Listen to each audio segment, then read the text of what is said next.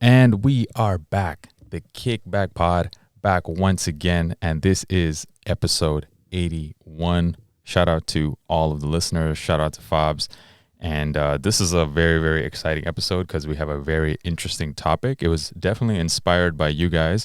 And for those of you watching us on video, you might be wondering that the camera angle is a bit different this time.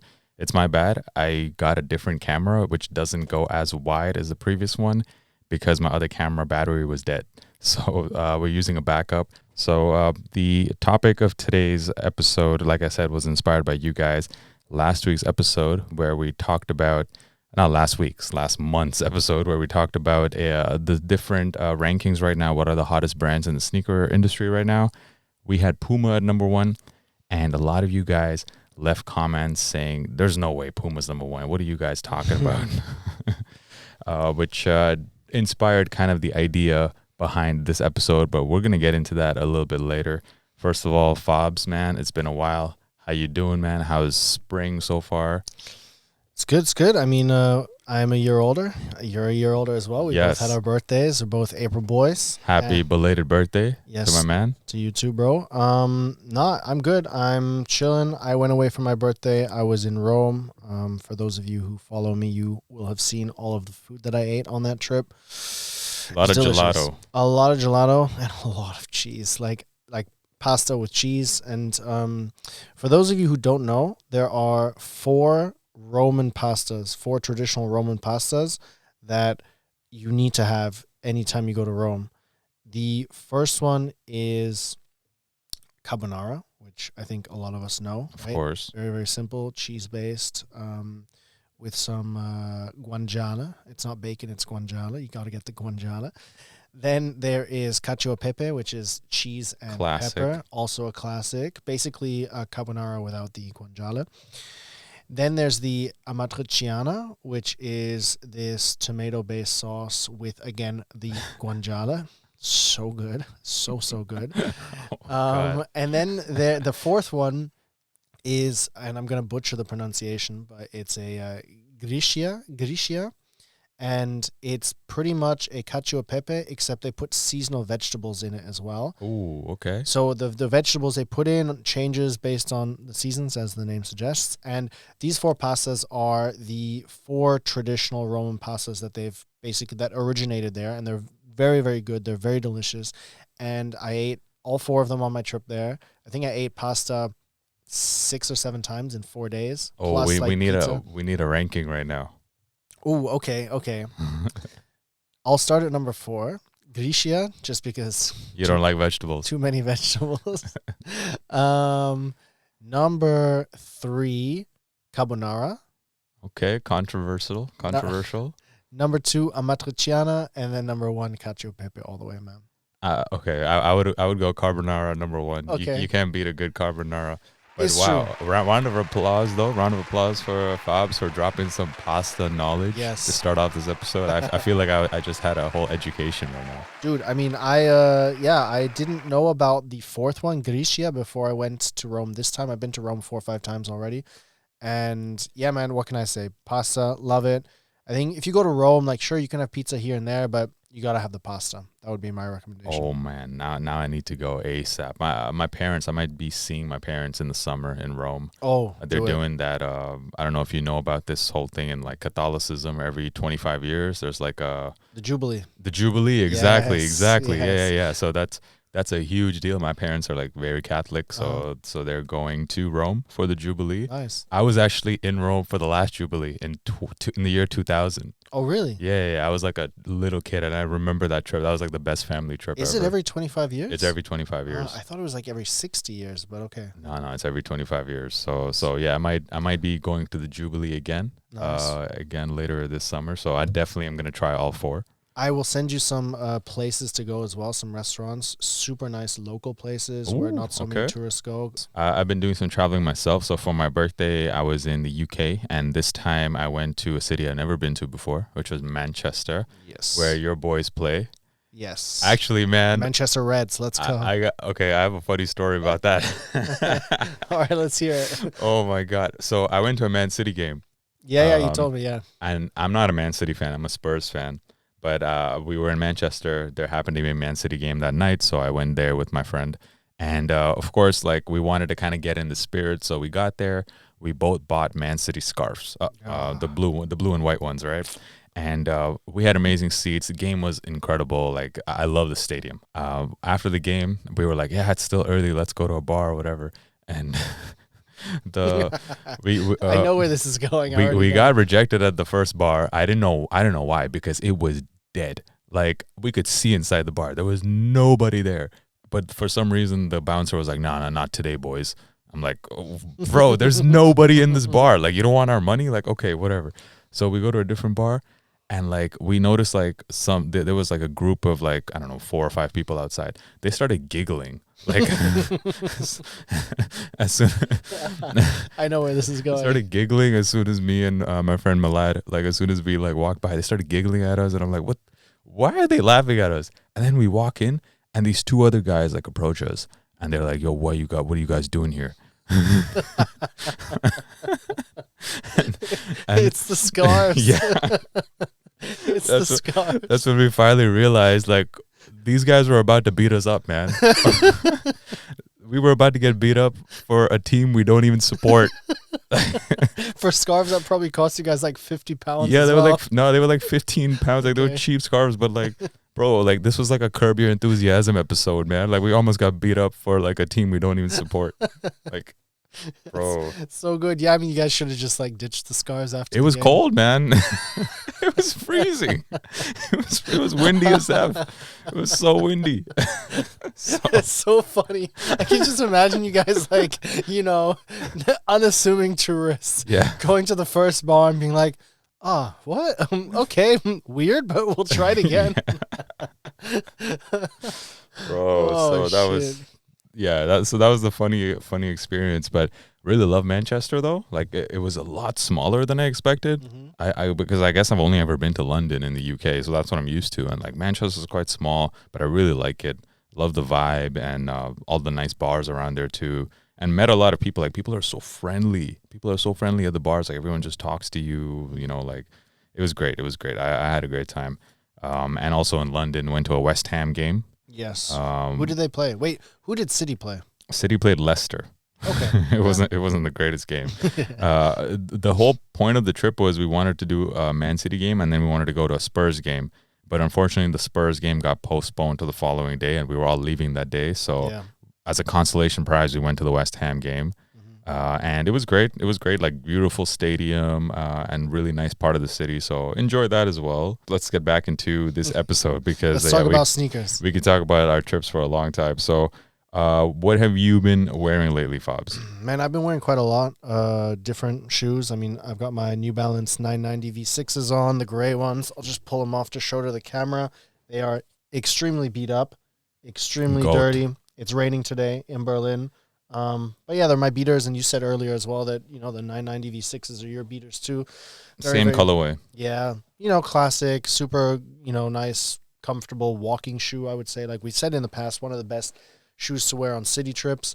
Then I mean, that's like my walk the dog shoe. Like I literally wear it every single day. Always by the door, slip them on. Don't even like retie them, right? You just no, I don't retie them. Just slip them on. Yeah. So I love those. Yeah. And then I've been wearing my Mizuno Wave Rider Betas as well, which are the kind of updated version of the Wave Rider 10s. Super comfortable, a little bit chunkier than I'm used to, but have been a very, very nice shoe. And then funny story with the next shoe that I actually literally wore 2 or 3 days ago in the office.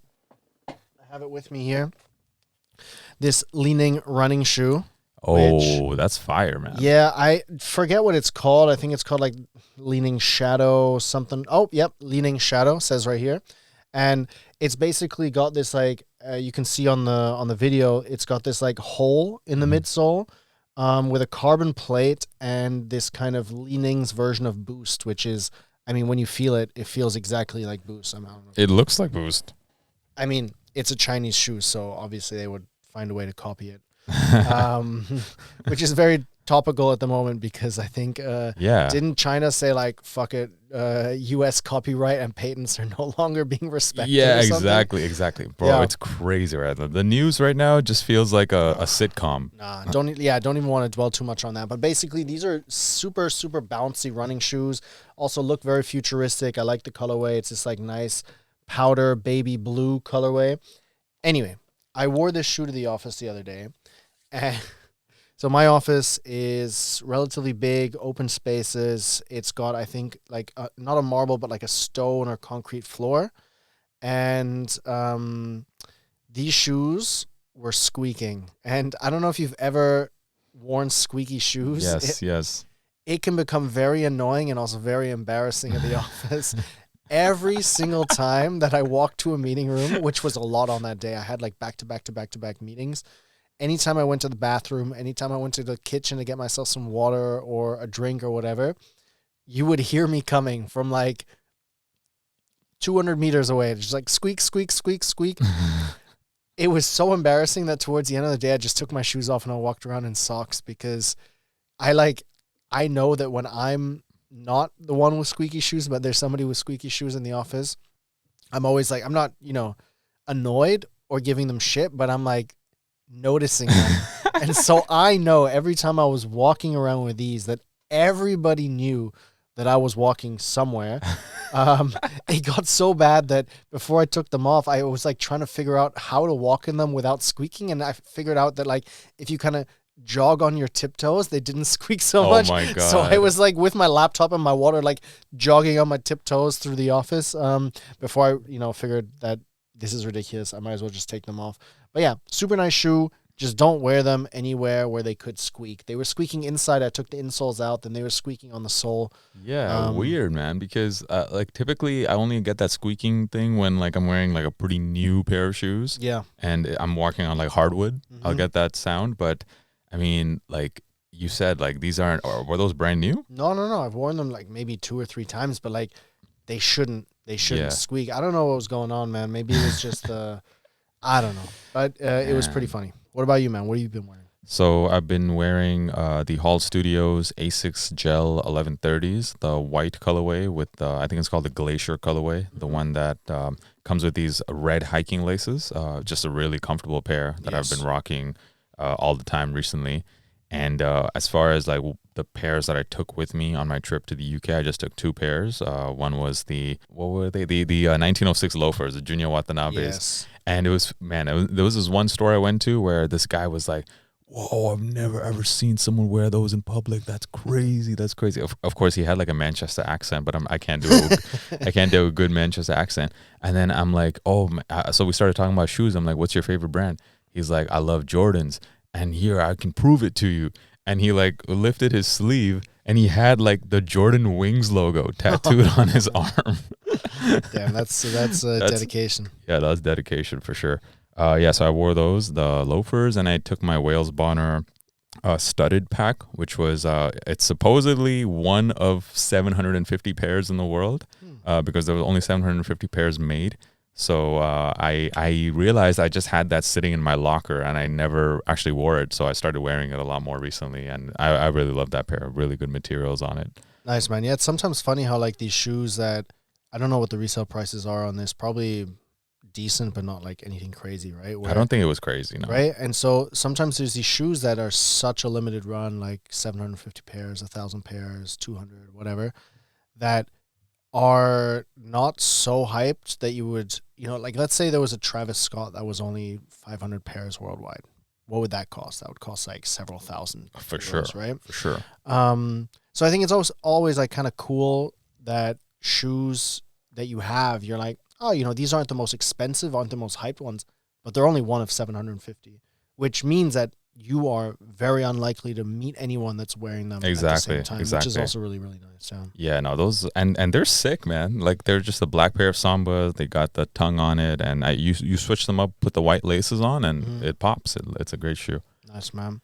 Let's move on to latest pickups. I actually have one pickup, which I'm sending back.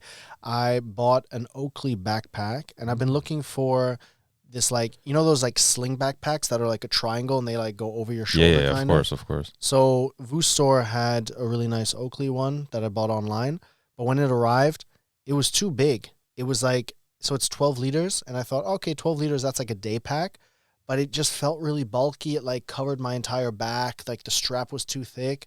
In terms of design and the way they've thought it out, incredible, right? They had like a little phone pocket on the strap so you could put your phone in there if you don't have any pockets. Okay. They had like a fidlock closure system. They had a laptop case inside. Then outside you could open the side and put something else in as well. So it was like really, really cool and modular. It was just too big. So I'm looking for one of those like triangle sling backpacks, but smaller. If any one of you guys, or if you Drop a recommendation, guys. drop some recommendations, because it's kind of, you know, when you're like, okay, I'm probably going to be out of the house for like 6-7 hours, but you don't want to lug like a big backpack around or whatever, or you don't have like a million pockets. You don't want to have a bum bag, because I don't know, bum bags are kind of annoying as well. I just wanted something on my back that's small, you know, but big enough to carry like more than just a wallet and a phone. Was that your birthday present?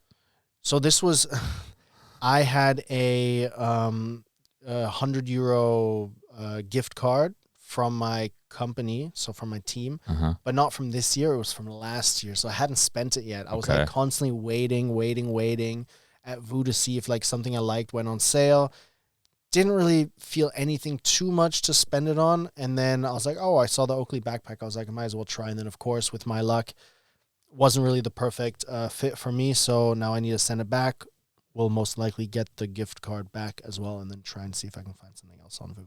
Okay, got you. Okay, well, definitely, audience, if you can recommend some bags for Fabs, drop a comment there. Some of my latest pickups. So for myself, I picked up the Bape Adidas Superstars, another pair that I think people kind of slept on. I mean, this is a really, really nice pair. And it's done in a clean colorway, which you typically don't see from Bape. They always go with the loud, like camel prints. This time they went with the simple white and black, and it's on a Adidas Superstar Vintage, so it has that aged midsole. I really like it. I think it's a super clean pair. I'm going to get a lot of use out of that in the summertime. I also wanted to just try out the Adidas Ballerinas, the new model from Bad Bunny, which I dropped a review on, and I was very, very, very negative about those shoes. Not only do they fit absolutely terribly, they're like, there's no proper sizing for me. I tried like multiple sizes, and they suck. They're really, really tight, and they're also just really uncomfortable because it's too flat. There's no cushioning on them, and it looks a little weird on feet. It looks like a pair of socks to me. So I was just not a fan of that shoe at all. But big Bad Bunny fan though, just not a fan of the shoes. Picked up also. Thank God Adidas brought these back. The BW Army. You guys know. Oh, yes. You guys know the Margiela Gats, the Adidas BW Army, two of my favorite shoes. And Adidas brought back 3 different colorways. The one I wanted to keep for myself was the olive one. I really, really like those. And I tried to get the BW Army collab with End Clothing, which dropped last week, and which I thought was awesome, by the way. It was like fish and chips themed. Yes, I saw that. It was super nice. So nice, the box and everything. And does a lot of good like food related what's it called, collaborations. They did one with, was it Saucony, the End Burgers? Oh yeah. Way back, you know, and then they had like a bunch of other things. Yeah, really I think End is one of the best collabors actually, Oh, like especially with Adidas. Yeah, they've been doing some really nice stuff. Even before the whole like low profile craze was going on, they had some really, really nice colorways, really nice capsule releases as well. Like a lot of like Adidas Special as well, with like the apparel to go with it. And kind of flies under the radar a little bit, but really, really nice. Oh, the End Clothing store in Manchester, by the way. Beautiful. Oh, yeah. Super beautiful store. One of the nicest stores in that whole city. I mean, End is just generally like super. Yeah, absolutely. I just found out recently they actually are a Newcastle-based store. That's where they started off. Yep. So that's interesting. I really wanted those Adidas End collab, but I failed on the raffle. Anyone want to sell me a US 10.5 or a US 11? Hit me up in the DMs. And then for my birthday present, my wife got me a very fancy coffee grinder. Nice. Yeah, one of those, like, I don't know how much she paid for them, but I've just been nerding out about coffee. What's the right grind setting, how to make the coffee more acidic, how to make it more like I don't know, full bodied or whatever. I've been trying different beans. I've this whole week, man, I've been getting all these other accessories too to like really nerd out about coffee. Do you have like a scale? No, I don't have the scale yet, but the scale's on the way. Nice. I bought a distributor. I don't know if you've seen one of those. No, It's like this. It's like a little comb that like after you grind the coffee, you like kind of like just distribute it. And then you press it? Then you press it, yeah. Oh, so it doesn't get so clumpy. All right. So yeah. So I've been just nerding out about coffee, man. So that's been the pickup I've been the most excited about. Shout out to my wife for that one. Very nice. All right, so let's move into our big topics. So this was, like I said, inspired by a lot of the feedback from you guys last week. It made me realize, Fabs, that both you and I, we are pretty unique, I would say, in this space, in this, let's say, sneaker space, because both of us have a background of, we've both lived in North America for a while. We lived in Europe for a long time. You've also lived in Asia for a bit. I've lived in Toronto, you lived in New York. And I think like both of us bring a pretty global perspective to this show. And I think that's really like the power of this show, really, compared to a lot of other sneaker podcasts out there, which I feel are very like North American focused. And I kind of wanted to use this topic to really talk about the differences between, at least the ones that we've noticed, between like US sneaker culture and European sneaker culture. You know, whether that be like cultural differences, what brands are the most popular. You know, we're going to get into all that. But yeah, I mean, like for all of you guys who were commenting last week that our rankings made no sense, you gotta like just keep in mind that I mean, of course, like both of us have a different perspective that we bring to this, and typically, you know, it doesn't matter what kind of genre of podcast I'm listening to, I'll try to listen to like several different perspectives. Like whether it's like politics, I'll listen to like, which I listen to a lot. I'll listen to, you know, left wing, right wing. Whether it's like business, I'll listen to people who are like bullish on the market, who are like bearish on the market too. So I try to get like a perspective from all angles and then form my own kind of opinion. So that's what I think, like this podcast for you guys listening, I think it's like a great like alternative view on sneakers that I think like you don't get in some of the other podcasts. At least that's my opinion. So yeah, I mean, shout out to all of you once again who listened to the pod and gave us a lot of great feedback on last week's video pod. You guys seem to absolutely love the format, and a lot of comments said, "Oh, this is so awesome! We can see the shoes that you guys are talking about." And I'm like, yeah, that kind of makes sense. We should have thought of that earlier. Yeah, I mean, I had a lot of friends as well who used to message me and be like, "Yeah, yo, like this one shoe that you were talking about, like, which one did you mean again?" And send them the link and stuff like that. Exactly. So now we can put the pictures up. Wait, I just realized. Wait, before we even get into the topic, I have a pickup here that I totally forgot to talk about. Let's look at it. That is the SB4s, the Jordan 4 SB. This is actually, you know, a pretty simple colorway, just white, black, blue. And it took Nike SB like 2 years basically to give us a follow-up on the pine greens. And it's kind of weird though, like watching the reaction on the shoe, like people aren't so hot on it. Really? Yeah, no, that's what I'm seeing. I mean, even if you look at resale prices, the shoe is pretty much going for retail. Not that determines everything. Yeah. But I was kind of surprised to see that this shoe here, you can have a look as well. I was just kind of surprised to see that people seem to be more so kind of down on the shoe compared to before. And when I'm looking at it, just objectively speaking, there's really not a whole lot of differences between this shoe and the pine green. I mean, it's just an alternative colorway to me. Of course, there's some material differences. I think the leather on it is maybe not as good as the pine greens. But in terms of like overall looks, like it's a pretty identical looking shoe. It's still got the gum bottoms.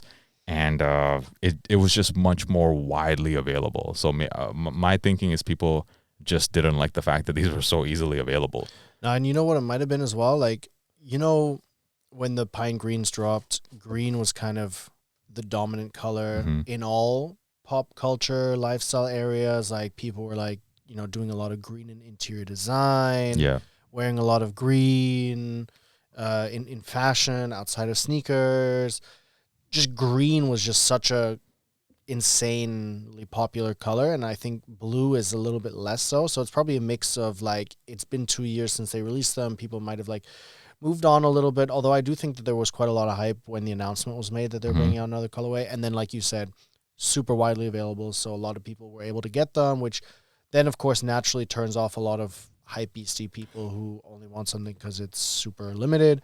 And then maybe, the color as well. Although, looking at it in hand, man, it's a super nice shoe, super well combinable with whatever you wear. Yeah, exactly. Very, very clean good pair. pickup. All right, so going back into our big topic, differences between US and EU sneakerheads. So we've broken this down into different aspects. And I guess we can first start off with maybe the easiest one, which is what are typically the most popular brands worn by American customers compared to EU.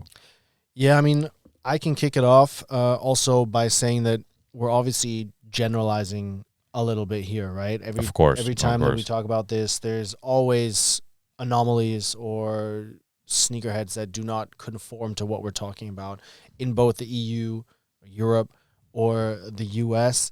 But I think in general, you can kind of, if you're taking a bird's eye view, you can kind of see some patterns, right?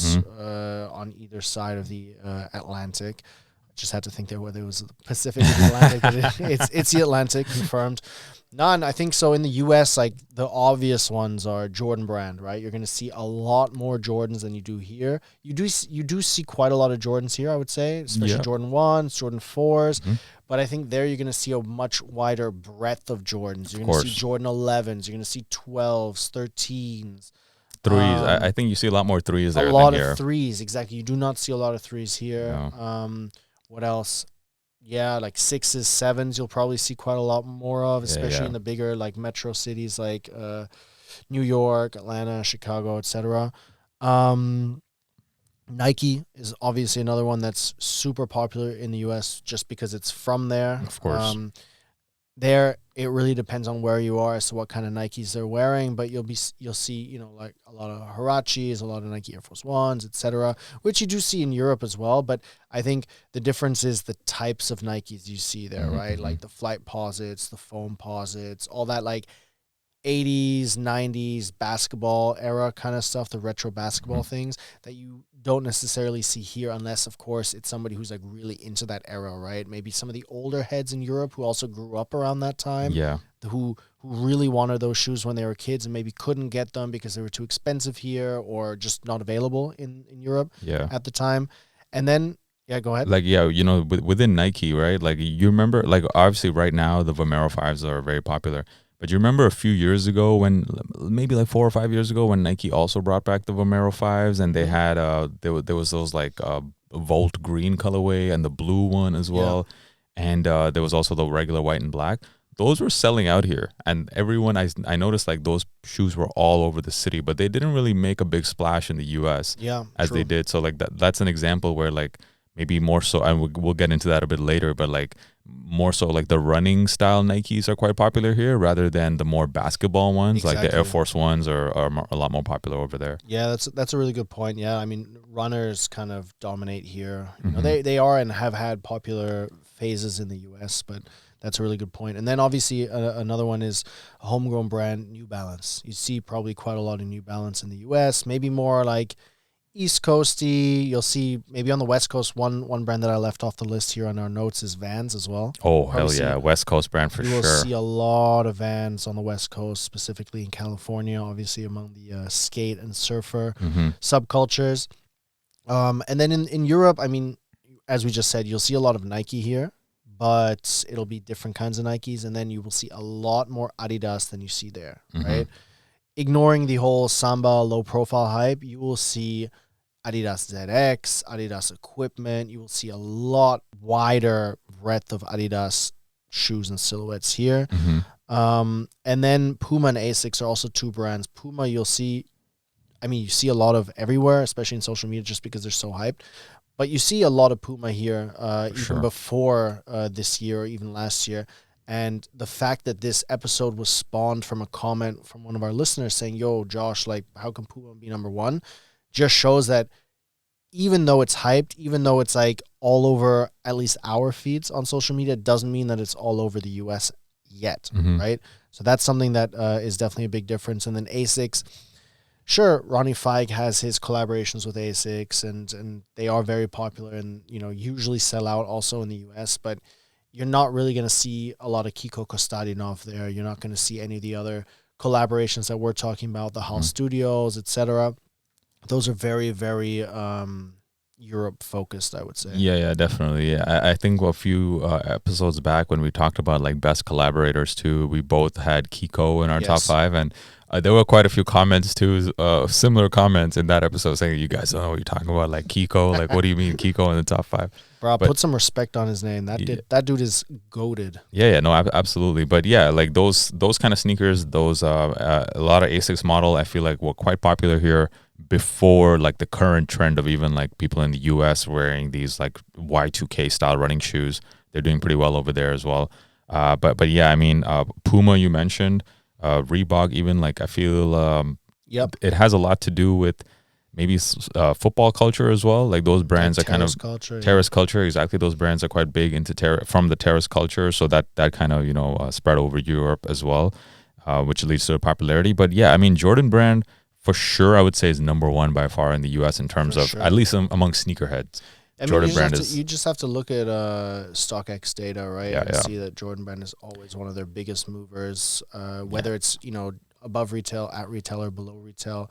And if you walk into stores as well here versus there, I think you're going to see more Jordan models and colorways in the US than you will on the shelves here, in the sense that like they're being pushed there more because they sell better, right? And then the hype models sell out there a lot quicker than they do here. I remember your anecdote about the shoes that were selling out here and not in the US. It was the same thing, just the other way around, where I think it was like 2017, 2018, 2019, like pre-COVID, when I was working at Highsnobiety, and they were starting to release the black cements, the white cement 3s, etc. Like they were sitting here. They were sitting here. And all of the people that I was in contact with through work, all the people that were working at Highsnobiety New York office were like, yo, Fabs, like, can you run a Foot Locker and get me like 2 or 3 pairs and send them over, man?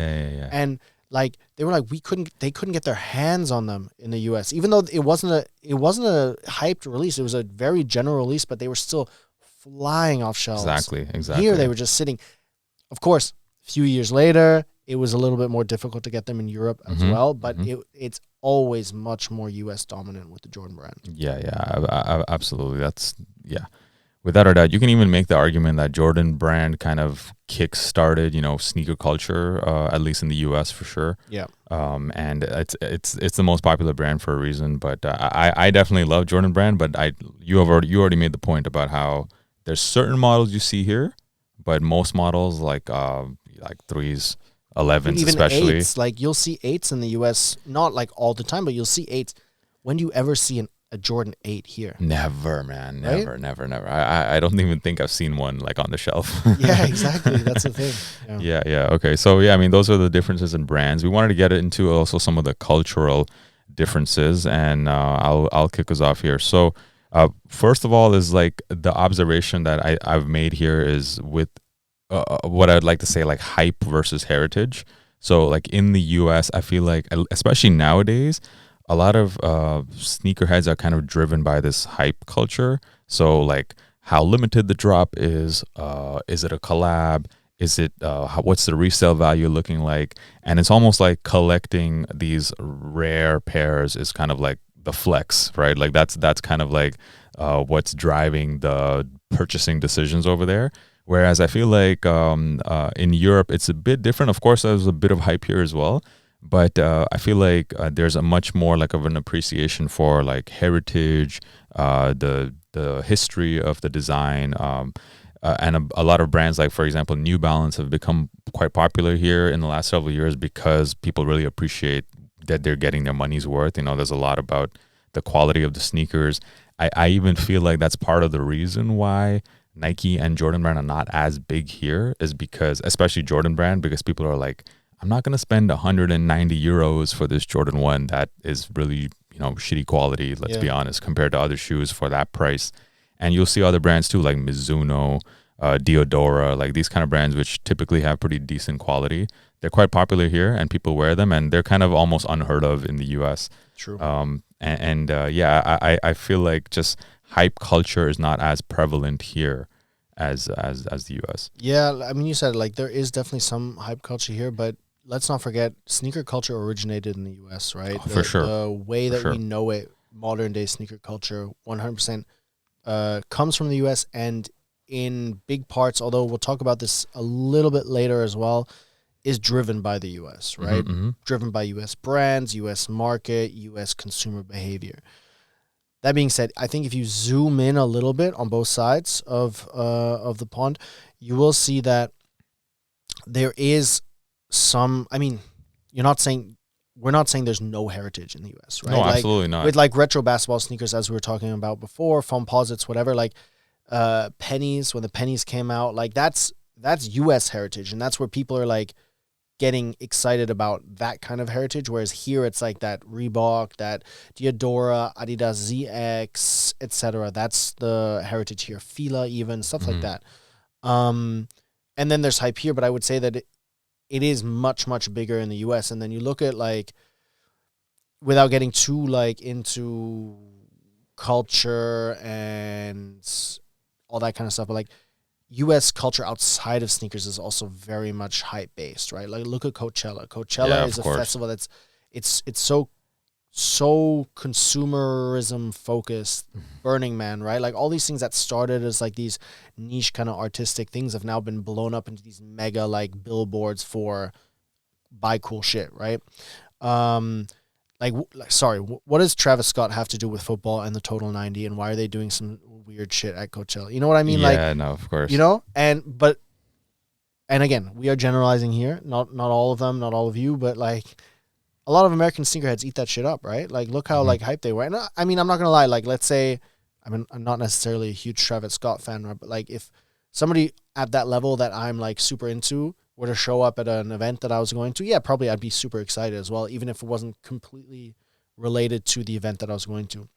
My point is that, yeah, it makes sense that hype is much, much bigger in the U.S. just because the U.S. is much, much bigger, and that's just kind of like the way a lot of things, even outside of sneaker culture, are set up. But yeah, that's a really good comparison, hype versus heritage. I think the second one is actually kind of a funnier, more niche one. So this is just something that I had to bring this up because I get this comment all the time in my videos, especially when I do the on-feed part of the video. I get people commenting saying, yo, why are your shoes so choked up? Why do you tie your shoes like that? Let them ankles breathe, son. Yeah, let them breathe. And for me, this is such a like American versus European thing. Like, especially with Jordans, like people in America like to wear their shoes untied, and they, you know, like they spread out the laces a bit more, and it gives it kind of like almost like a skateboarding type of look, to me at least. And you don't see that here at all. Like here, I've seen people in Jordans, they tie their laces, right? Like I tie my laces. I don't think of it as like I'm choking up my shoes. I'm like, they're laces. They're supposed to be tied. Also, it's just more comfortable. Like, I don't want my feet slipping around. Or are people in the U.S. wearing shoes half a size too small? I'm always concerned. Yeah, I'm like, are you guys buying these shoes a half size down? Because like, how are you keeping them on while leaving them untied? I'm like, I'm kind of concerned they're gonna like fall over or trip or something. Like, also, like, what if you have to run, man? Like, you know, there can be like situations where you like, oh shit, I need to run and get the bus, or like, oh shit, here come the cops, or you know what I mean? Here come the cops. Yeah, man, exactly. Like, the tied versus untied laces. Like, we got to talk about that, man. That's a thing. That is a thing. I think with Jordans, it's definitely like skews more to the U.S. with the untied laces. I will say that. And it's not so much anymore, but like back in the 2010s, there was a lot of like untied runners, like Asics, New Balance in Europe as well, where, you know, people love to have like, and this is also, I mean, it was driven by the US with Ronnie Figra, but like the rope laces, people would like leave the rope laces untied because they were a little bit more, they had more friction. So like, it meant that your laces wouldn't be flopping around everywhere and stuff like that. So there was a little bit of like untied kind of thing in Europe as well. Something similar that I just thought of now is like the pin roll versus no pin roll.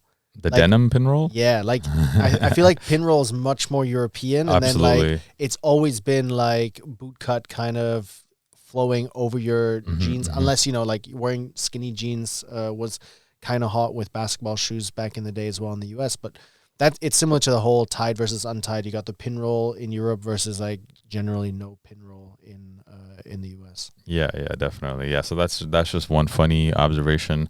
Also, another one when it comes to sneaker culture, I feel like in Europe, a lot of the sneaker culture is driven by football. It's driven by even the techno scene. Like for example, in the '90s, Air Max 97s, for example, really big in the Italian techno scene, Yep. and that's how they got really big, right? Air Max 180s. Air Max a lot, 180, like, exactly. A lot of these like runners and like VizTech Yeah. shoes that came out in like colorful colorways. Mm-hmm. Huge in the So rave scene. that's where like the sneaker culture influences come from in Europe, I feel, and in the US, I feel like a lot of it comes from hip hop culture. Yeah. A lot of it is like intertwined with streetwear culture, and also basketball, and those are where sneakerheads get most of their inspo from, right? I'm a huge hip hop fan, and like I remember, when Air Force Ones, that song by Nelly came out, right? Like everyone wanted the Air Force Ones back then. That was such a time for Air Force Ones, actually. And like hip hop culture, and like even taking it further back, like '90s with Adidas when Run DMC was making those songs, Yep. right? So I feel like that's where the main influences come from. Yeah, true. I think you see it here as well. Like a lot of the people in the scene in Berlin generally come or are interested in rave culture, right? Mhm. And like GABA style, like the Air Max 180s, you got the Overkill Boys. Yeah. And it makes sense. I mean, the two countries are like, Europe is not a country, but, for the sake of the argument, Europe versus the US, like they're just culturally very different. They were into different things at different times. Hip hop was born in the US. Hip hop is black culture, right? And Mhm. Europe, is getting better, but Europe was always very white, is still very white, and so obviously it goes into the more like electric music, clubbing, raving. Those parties were just much more prevalent in Europe. I mean, sure, you have like a bit of a scene in Detroit as well, which is kind of where people say the modern day techno was also kind of born, but it was much more adopted in Europe, and that makes sense that then is where you were going, where you were seen, where you dressed up for. You wanted to be A, wearing comfortable shoes, but B, also wearing cool, colorful shoes that people noticed you in, right? Because it was about being seen, seeing things, blah, blah, blah. And it was the same in the US, hip hop concerts, the big players in the hip hop industry wanting to wear what they were wearing, etc. Makes sense. Yeah, definitely. Looking at one more cultural difference, and this is not really a difference. This is just about sneaker trends and where they originate. It seems like some trends originate in the U.S., some originate in the EU. In the last few years, I would say the trend of like low-profile shoes with the Sambas and all that, they were really getting popping off here before it started moving to the States. Similarly with even the runners, the Y2K runners, right? Like I feel like last 4 or 5 years they've been so crazy over here, and we've seen that in the States as well. But at the same time, a lot of sneaker trends start over there too.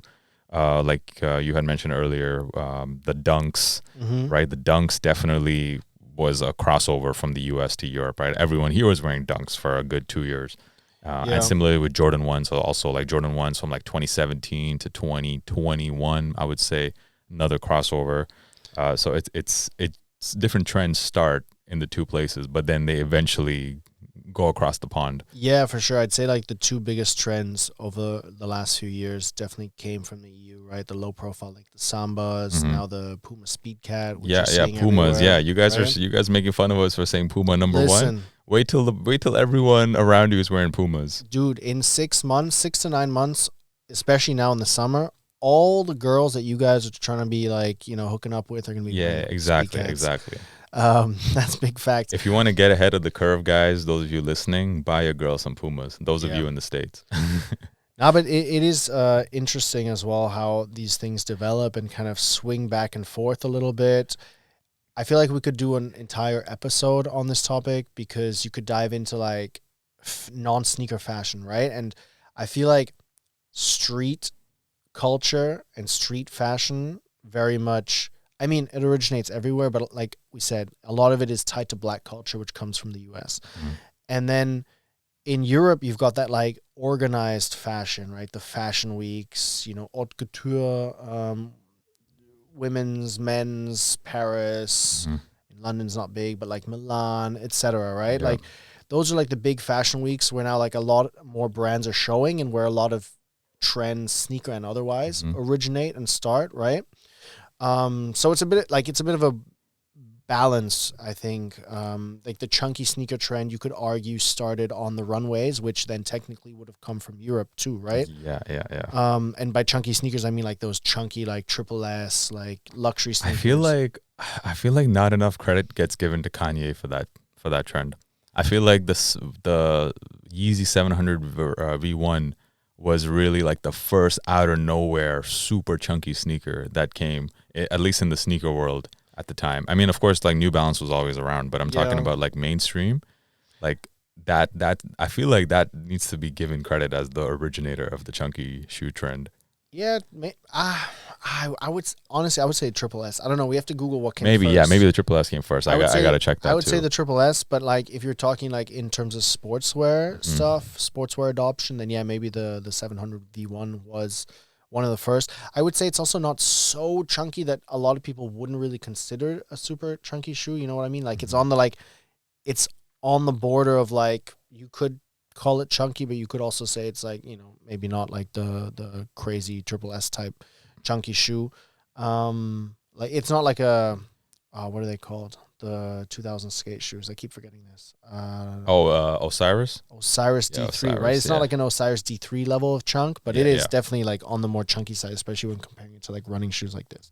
But yeah, I think it's not a difference. It's just the pendulum swings back and forth between Europe and the US based on like pop culture, zeitgeist, all that kind of stuff. And at the moment, I think a lot of the tone has been set by Europe. But if Nike does get its shit together and starts pumping out shoes that, people like, maybe the pendulum will switch back to the US and we'll see something there. Yeah, for sure. We talked earlier about like brands that were popular in either zone. What about brands that are popular only in Europe and brands that are popular only in the US that you won't see on the other side? Yeah, so I think doing this for Europe is a lot easier. Yeah. Like we've talked about it before, Solomon, right? Yeah, for sure. Sure, they're getting a little bit more popular in the US, and I've been seeing a lot of like TikToks about girls or women saying like, oh, like these are going to be the most popular shoe of the summer, blah, blah, blah. And I think it's a lot of like American-centric creators that are posting that.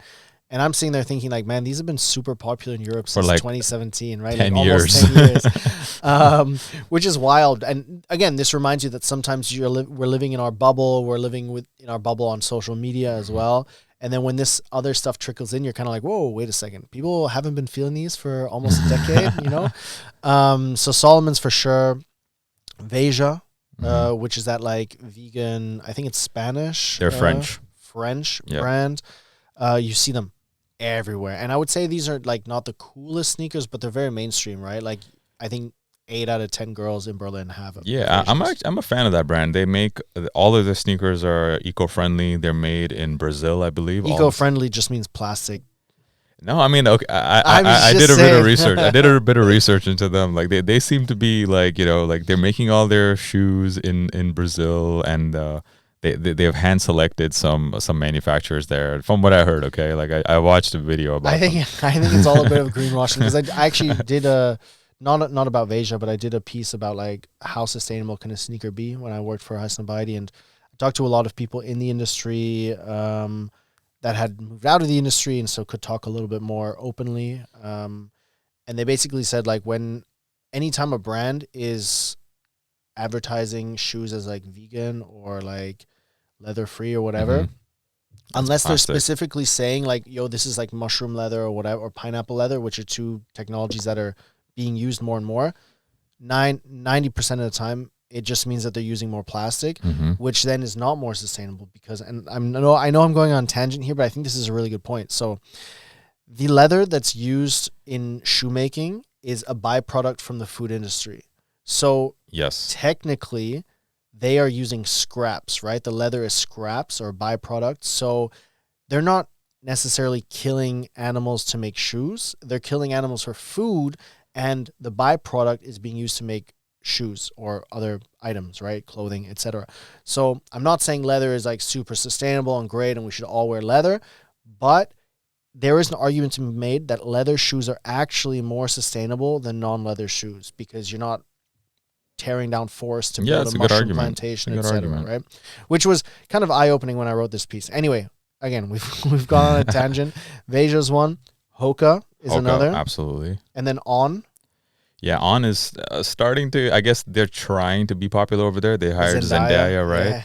Yeah. But I mean, On was popular in pockets of the U.S. and by pockets I mean retired community of Florida. Like they were, it was really the brand of Florida. But On has been popular here for a while, at least in Germany. Like that's something I noticed when I got off the plane, bro. When I landed in Germany, like Germany, Austria, Switzerland, like that market, they have it on lock at the moment. Yeah. But I will say, they are also still very much popular among the older crowd. Like if you're looking at people's feet in Berlin and you see Ons, 8 out of 10 times it'll be an older couple that's like doing like a city trip or something, because they are super comfortable. You can wear them all day. Yeah. They are also quite expensive. Most of their shoes are at above 160, right? Some of them even 180, 200, 220. And so not everybody can afford to buy these shoes or afford to buy several of these shoes, right? So I find it funny because on the way it presents itself, a lot of times, at least in our circles, very fashion forward, very cool, Zendaya, etc. They're sponsoring this like tennis dude, the U.S. guy. What's his name? I don't know the name. Like the U.S. Nadal, because he's always got like sleeveless shirts on and stuff. Like they're cool. They're doing a lot of stuff to be cool. They've got collaborations with Loewe, with Post Archive Fashion, Function, whatever, Faction, and they're doing really cool stuff. But like I would say, 95% of their business comes from the straight mainstream, and I have a feeling that they're really like they wish most of their target audience was this cool person, right? The cool person that's like, you know, like you, right? Like chilling at a cafe in Berlin, like go shopping a little bit, then does a vlog, etc. Like they wish that you were their core target customer. Yeah. But their core target customer, if we're being super honest, is like 65-year-old, 70-year-old. That's the fact. I mean, that's absolutely the fact. I like On, but even like I do like that Post Archive Faction pair. But I just like I tried to fit it in with like the type of clothes I wear, and I don't know, man, I can't really pull that off.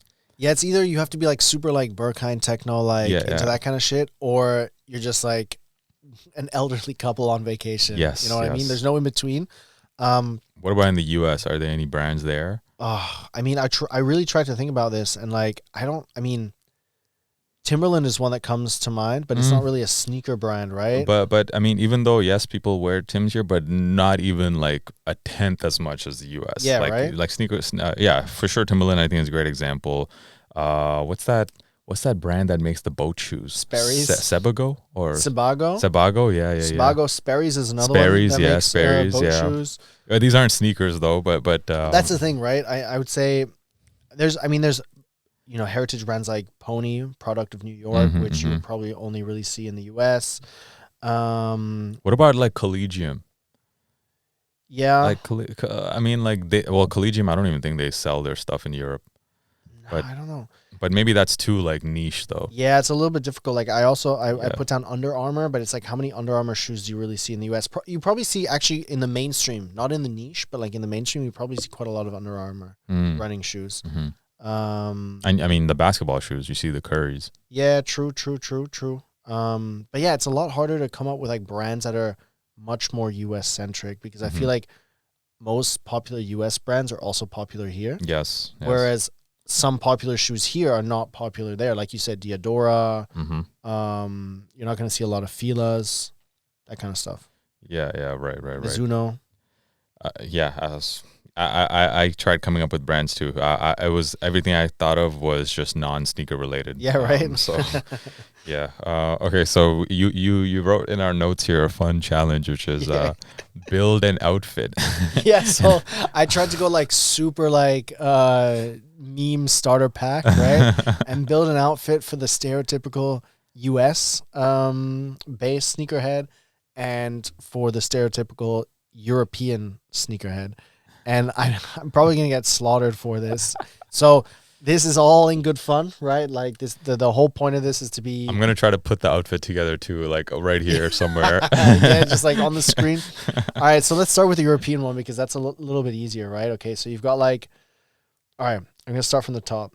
You've got CP Company overshirt, right? Like with the little goggles on the side. Oh yeah, all good. yeah. Like plain white Flex. T-shirt That's underneath. A flex. Yeah.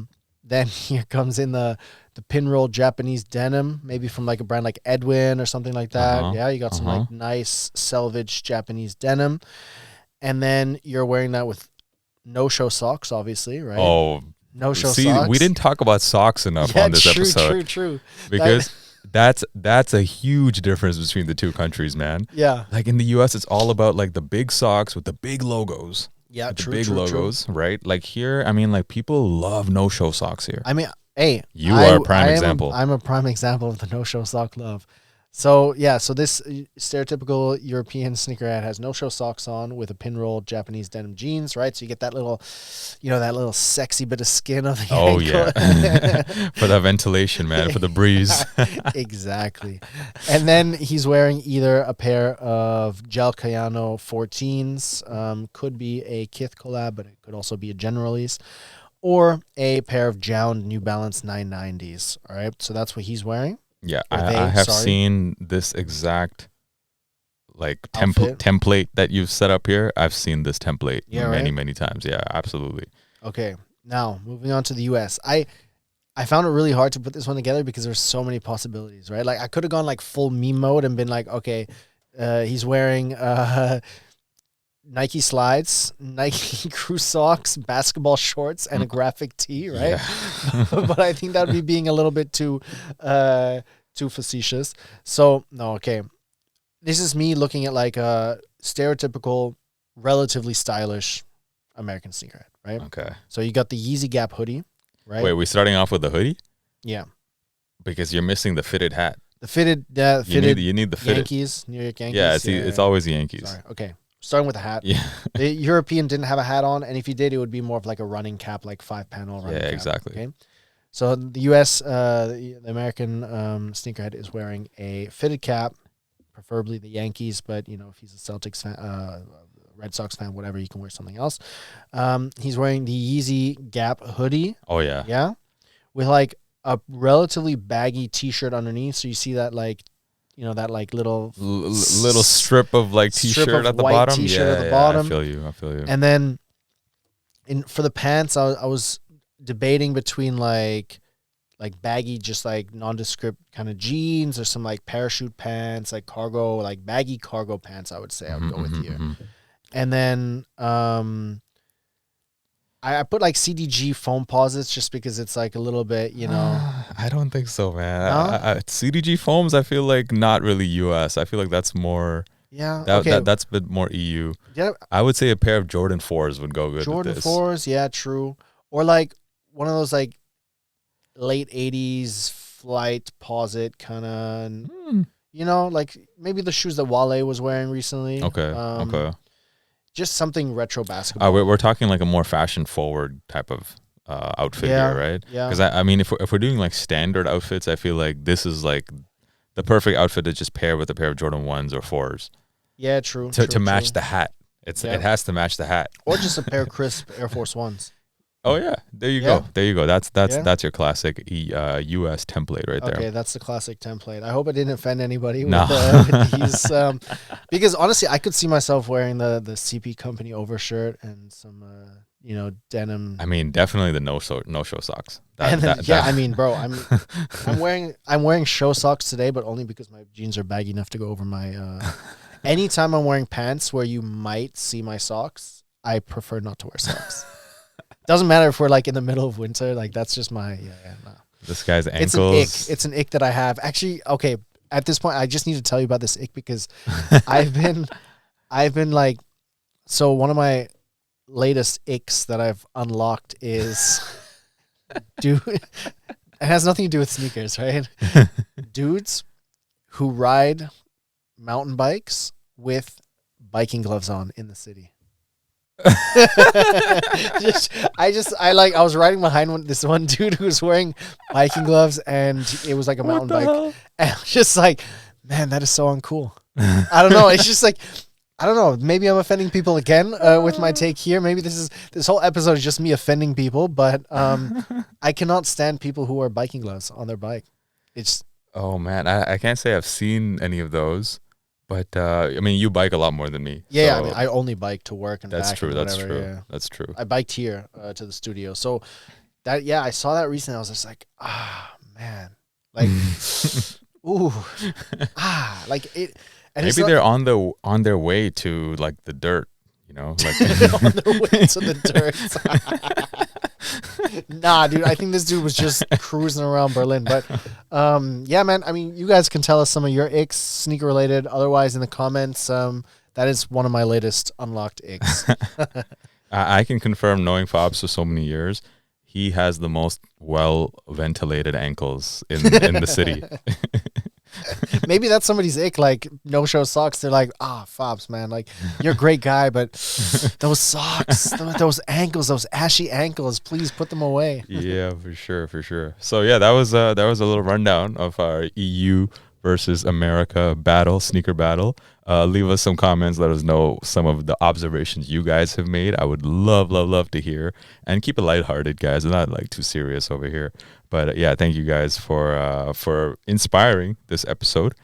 We're almost at the end of April, man. Like this year is just flying by. Dude, I mean, yeah, Q1 is over. Q2 is 1/3 of the way done. Yeah. It's almost summer. Like, I'm hoping that the weather gets a little bit better. We've had some nice days, but I'm still waiting for that, like 1 or 2 weeks in a row of just pure sunshine. Yeah, man. Because that's when Berlin comes to life, and I can't wait. Wishing you guys a good spring and a good summer. a good Easter too to happy all of you that Easter. celebrate. Yeah, For sure. Go find those Easter eggs and Yeah. chocolate. I don't know is that a German? That's a very German thing, right? Like No, it's a big American thing Yeah? too. Yeah, I was doing that as a kid Yeah? for sure. Yeah. Okay, well, The egg hunting in your house, right? Like yes. your parents hide the eggs and all that. hide the eggs, and also you get like in Germany at least you get like 1 or 2 like small presents, right? Like, You get okay. That's different. We didn't get presents. okay. I think it is bigger in Europe because in in Rome, every single grocery store was selling these massive chocolate eggs that like had like big toys in them, like straight up, like you could get like a transformer or okay. like some really cool stuff. Wild. Or like a monster truck or whatever for kids, obviously. So I think the Italians, they take it a little bit more seriously, but they're also a little bit more religious than the Germans. Yeah, no, for sure. But yeah, wishing you guys a happy Easter. Thank you so much for listening in to yet another episode, and we'll catch you in the next one. Peace, guys. Peace.